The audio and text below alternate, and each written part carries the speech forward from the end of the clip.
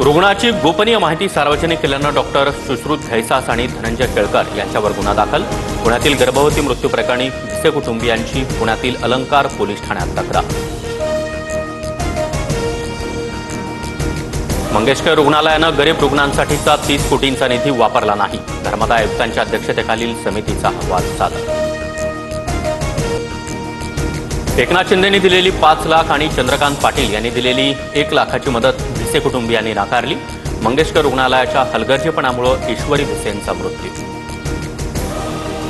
चंबूरच्या मैत्री पार्कजवळ बांधकाम व्यावसायिक सदरुद्दीन खान यांच्यावर गोळीबार। अज्ञातांनी 4 ते 5 गोळ्या झाडल्या।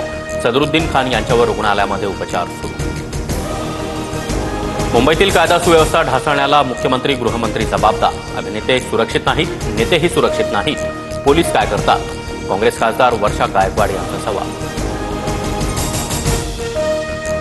मराठीला डावलणाऱ्या बँकांना असोसिएशन मार्फत समज द्या, अन्यथा आम्ही प्रखर आंदोलन केल्यास कायदा सुव्यवस्थेची जबाबदारी बँकांची असेल, राज ठाकरे यांचा इशारा। 26/11 हल्ल्याचा मास्टरमाइंड तहूर राणाला आज भारतात आणलं जाणार। तहूर राणाला आर्थर रोड जेलमधील विशेष बराकमध्ये ठेवण्यात येणार।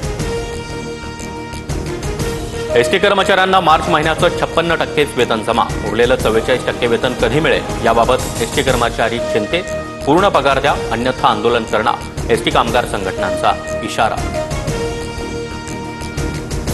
अर्थ खात्याकडून वेळेवर पैसे न मिळाल्यानं आम्हाला अडचण होते। वेळेमध्ये पैसे दिल्यास एसटी महामंडळ तोट्यात जाणार नाही।